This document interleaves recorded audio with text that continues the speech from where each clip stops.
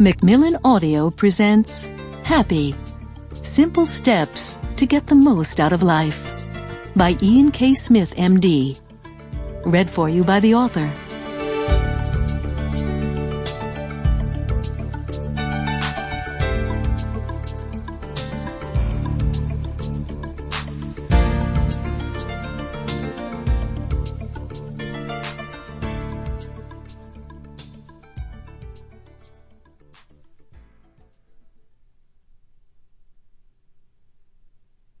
Hello, this is Dr. Ian Smith.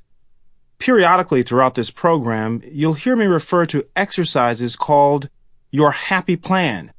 These sections will be available to you as a PDF file that you can download by inserting CD1 into your computer. Introduction. The Epiphany. Gratitude bestows reverence, allowing us to encounter everyday epiphanies, those transcendent moments of awe that change forever how we experience life and the world. John Milton.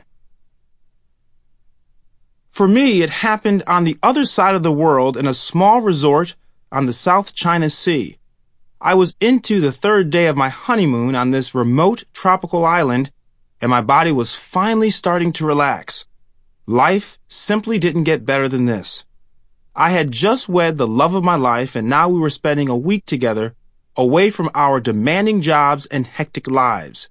We had even reached an agreement during the 24-hour flight on the issue of my compulsion to be connected. I agreed to connect to the internet only twice a day, first thing in the morning when we got up, and sometime at night before we fell asleep. I had a lot going on at work at the time, so the thought of having no communications with the rest of the world for an entire week, my bride's first proposal, was a non-starter for me. But 2 30-minute sessions per day was an arrangement that I could handle. The morning session wasn't a problem. I've always been a morning person, typically waking early even on weekends when I can focus without the phone ringing or my BlackBerry exploding. My plan was simple. I would get up while my wife was still asleep and take the 10-minute walk to the main lodge. Wireless internet connections were not available in our individual villas, but only inside the guest reception cabin. I couldn't help but think that this restricted access had been intentionally designed by the resort managers, their gentle reminders that we were on vacation. The walk was refreshing, with the cooler morning temperatures a lot more bearable than the oppressive humidity that fell on us later in the afternoon. Now, while the resort slept, the animals played, swinging overhead in the trees or scurrying across the cart path that meandered through the pristine property. With the fog burning off the sea's calm waters and the rising sun climbing above the horizon, everything was postcard perfect.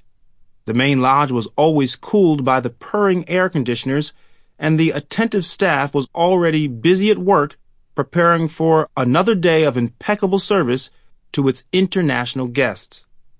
I connected to the internet via my laptop, read some of the national news sites, and then finished what remained of my half hour by reading and answering emails.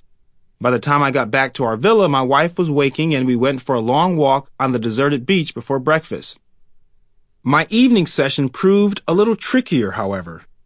Because of the time difference, it made sense for me to wait until 11 p.m. or midnight for my internet fix. This gave me the best opportunity to communicate with people in the States when they would be at work and sitting in front of their computers. The difficulty, however, was that while the grounds of the resort were picturesque and great to walk through in the daylight, they were extremely dark at night, making the scurrying critters and howling animals a bit unnerving. The resort offered a 24-hour shuttle service for its guests. All we had to do was dial a number, and within minutes a golf cart appeared outside the villa, manned by a driver always offering a smile and a bottle of chilled water regardless of the hour.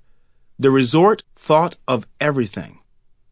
I typically called around midnight, long after the main lodge had been closed and locked. The staff, having returned to their... Sample complete. Ready to continue?